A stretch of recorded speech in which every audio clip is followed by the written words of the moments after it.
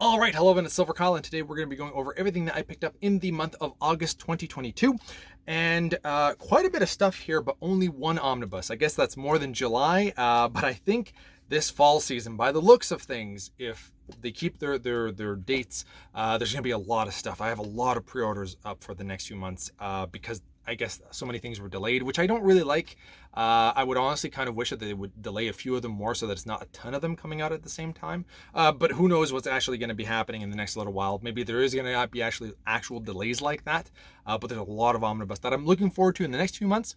Then it's kind of dry for like the first part of 2023, and then like near the middle, like it looks like the last few months of spring and early summer is when things pick up again for stuff that I'm interested in. So we'll see how that kind of goes. All right, but we do have quite a bit of games and a Blu-ray to talk about, so let's dive into that. Got a lot of different systems here too. We're gonna go with the Switch first. All right, Bayonetta 2, which also includes the first Bayonetta. I've never played any of the Bayonetta games, and I think I do have the first one on 360. I just never dived into it. But I do want to kind of check this out because I'm trying to figure out what my best games of the year are for 2022. And Bayonetta 3 is coming out, so I'm trying to play some of these older games, which is I should have done this earlier in the year, and I'm always very late to the party for that kind of thing. But I'm very much looking forward to. I think this is going to be the next game that I'm going to be playing in the next little while here. I might be going back to Pokemon Arceus to kind of beat that game, but here's another one that I'm very much thinking about playing because they're rather short games too. I think that both games are around 10 hours, give or take. So looking forward to that. And they're also coming out with Bayonetta 1, a physical copy of it for the Switch, which is half price of a normal game. But I mean, just pick this. Although I think that this game is kind of low in print potentially at the moment. Seems like it anyway. Amazon didn't really have it. I had to go to some other place. I paid regular retail for it for a brand new game, which is $80 here in Canada. But they were having a nice sale at this site. It's called P&P Games. So if you're in Canada, I generally order from them every once in a while. And they generally have stock of games that potentially are out of print or out of stock in Amazon, for example. One of the games that I wanted to pick up that they were having a sale for was Donkey Kong Country Tropical Freeze, which is the Wii U port for the Switch. I want to dive into this, obviously, and to have it on the Switch is a lot better because I want to use real controllers. The Wii U, you had to one player always had to use the gamepad. I feel like, and it's not very comfortable. So I'd like to beat it on here instead of the Wii U. I tried it on the Wii U, it was okay, but I'd much prefer to play it and beat it on the Nintendo Switch. And this was $55 in Canada here. So a normal game is about $80, and it was on sale for $55. I also picked up while I was there, they had God Wars: The Complete Legend, which I couldn't find on Amazon anymore. They had this for $40. This was a Vita game originally, and then they made a PlayStation 4 version and a Switch version. I think I would have, I was gonna get it on the PlayStation 4 because at one point it was $30. Now I can't find it anywhere, but P&P had it, and this is like a strategy RPG. So not going to have the greatest graphics at all here. You can take a look at kind of like what the gameplay looks like. Not the greatest graphics, but if it's a strategy RPG, I generally like these on the Switch because I like to play them, on the actual handheld mode because it works really well for that kind of stuff, I find anyway. So I'm kind of happy that I got this for the Switch instead of PlayStation 4, and that cost me $40. Another game that was on sale for $38, this I think was Amazon though, was Super Mario Maker 2. I didn't necessarily enjoy the first one because I think you had to build, and I really hope I don't have to spend any time building anything in this sequel. I just want to go to the games. That's all I want to do. I don't want to build anything. That's not my cup of tea, but playing a bunch of Mario games is definitely something that I'd like to do, and the different versions that they have, obviously, too. It kind of brings a nostalgic feeling of new levels of old games. It's kind of a nice blend, and I think this is a great idea. It's basically you can play Super Mario for as long as you want because you're always going to have different levels, essentially. They don't necessarily feel the same, though. There is... I on the first one on the Wii U, I never really felt like, this is like an actual Nintendo Mario game. I didn't really feel that. I don't know about anybody else, but it doesn't feel the same. So anyway, and it might just be my mind playing tricks on me. That's entirely possible as well. Next up is a game that I actually played and beat because I'm getting ready for the sequel here, and I loved this game. I might actually bring back my gaming update, which is when I'm talking about games that I've been playing, because I don't really want to talk about that in videos here where it's about pickups. But Plague Tale: Innocence. This was absolutely phenomenal. It's actually on Game Pass at the moment, and but I think it's leaving in the next 2 weeks or something. So if you want to pick this game up and play it on Game Pass, the sequel is coming out in October. I don't know why they're having this removed just like a month away from the sequel being released, but that is coming to Game Pass as well. But I'm so glad that I was able to pick this game up, and it was. I want to talk about this more in my gaming updates, because I think I'm going to bring that up at the end of September to kind of talk about all the games that I've been playing and working on, and this is definitely one I want to talk about. But I really enjoyed it, and if you haven't heard of it, check out a trailer, see if it's your kind of thing, and if you have Game Pass, just try it out. Honestly, play like the first hour, and if it's not for you, then fine, but at least you've given it a shot, and I think that a lot of people will find that it's an enjoyable game. Not a really big battle game, more of a stealth game. And I picked that up for, I think that was on eBay for 35, 40-ish, something like that. And the sequel is going to be $80, but it's going to be on Game Pass day one. And I like everything physical, so I will be getting the sequel eventually down the line in physical, but I'm not going to pay $80 because I'll just play it on Game Pass. That's the one nice thing about Game Pass. I'm clearly a collector, but Game Pass, I like playing games day one and not having to pay like $90, $80 plus tax.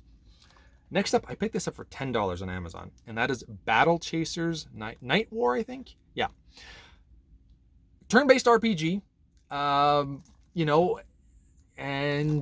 for $10, I could not pass this up. I had heard about this when it first came out, and I don't think it's necessarily amazing, but I don't get any turn-based RPGs rarely anymore. There's some out there, and it's more so games like this that it's not necessarily a big property, but still, it looked kind of fun. So for $10, I was willing to pick it up. Next up, I finally have Tales of Zestiria. I think I have, now I've got pretty much every Tales game since, what is it, Vesperia? Tales of... Where is it? It's the one that they just remade. Is it Vesperia? I can't even remember. There's too many of them. But I've got quite a bit now. Oh no, that's not true. I don't have. There was a Tales game that came out on PlayStation 3 that was 2 games that I think one came out on the GameCube, one came out on the Wii, I think. Tales of Symphony, the collection. There's 2 games there. I think one of them was on GameCube, and I think the sequel was on Wii, but I could be wrong on that. They had remade them on PlayStation 3, so I am missing those 2. But other than that, I have pretty much everything since that generation onward for Tales. I really like the Tales series. I really just need to start playing more of them. I have most of them now, and I just need to. I've only played really Tales of Xillia and Tales of Arise. And both of them I really enjoyed. Didn't beat either of them, and I really, really like them. That's the reason why I got the collector's editions here. I have too many hobbies essentially, and I'm trying to get better at spending time doing them. Anyway, let's move on. Lake. This is also on Game Pass, and that's where I played it. I played about an hour, and it's a story type game. And mainly you're just delivering mail. I don't think that there's going to be anything crazy about the mechanics. I think it's more so choosing your own kind of story with the relationships of the people that are around you. That's the kind of game that it is. It's not like Firewatch at the moment anyway, and I don't think it will be. But I'm curious to see where it's going to go, and I wanted to get the physical copy of it. And right now they don't have one on for Xbox, which is odd because it's on Game Pass. But they did have a physical copy for the PlayStation 5, so that's where I decided to pick it up, and that's where I'll end up playing it. I'll probably do an unboxing for that. Although my copy has a few rips. I mean, it's not that big of a deal. The case itself is perfectly fine. All right, and now just the last 2 things here. We have the Blu-ray, which is Dragon Ball Z Kai. I've always been a fan of Dragon Ball Z. I've restarted it so many times, and I've never finished the Buu saga. So I've never gone on to Dragon Ball Super. I probably won't go to Dragon Ball. I probably won't watch GT either, but I want to watch Super, and I want to finish up Dragon Ball Z. But it takes so long to get anywhere, so I was like, okay, let's go with the shorter version of this. Let's get Dragon Ball Z Kai. I have season 2 on the way, so that'll be in my September pickups. Yeah, I'm definitely going to be starting this probably this month, and kind of watch maybe a season per month is the goal at the moment. We'll see how that goes. But this is only 26 episodes, and this is season 1. This is the entire Saiyan saga. So the whole thing with Vegeta and Nappa and Raditz, that all happens here. And then 26 episodes later, you're onto the Frieza saga. That's awesome. Instead of, I don't know how many episodes it would be. It cut down, I think, is Dragon Ball Z something like close to 300 episodes, and I think this is down to 171 or 181, something like that. Like, Kai cuts it down significantly. Do they even say it? I don't think they do.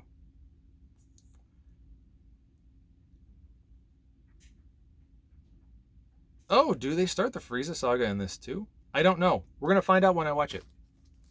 Looking forward to that, though. They took out all the filler. That is essentially what it is. And I think they redid it a little bit so that it looks a little bit cleaner too. I don't know, that you lose some things and you get some things. So it depends on what kind of a fan you are. And last but not least is the Omnibus, which is Justice League Volume 2, the New 52 Omnibus from DC. Really happy that this is out. Pretty good book, if I remember correctly. Other than the few, every once in a while, there's like some pages that have that really weird non-gloss and sandy kind of feeling, like there's dust on it. But other than that, really excited to have this, and hopefully we get some more books in the next few months. That's really what's going to be. I don't know. It was such a weird time to not have any books come out in July, when at the time I had a bunch of pre-orders and they just kept getting delayed essentially. I think this was supposed to come out actually in November. They had delayed it until November, but then we ended up getting it in August, so I'm happy about that. At least we got something there. No idea what I'm getting in September anymore. I used to have them all written down, but it's literally all up in the air. So hopefully we have a few omnibus this month, and we'll do some overviews for that. Look forward to my gaming update, where I'll be talking about things about what I've been playing in the last little while, and also I might do some reviews for Dragon Ball. We'll see, something like that.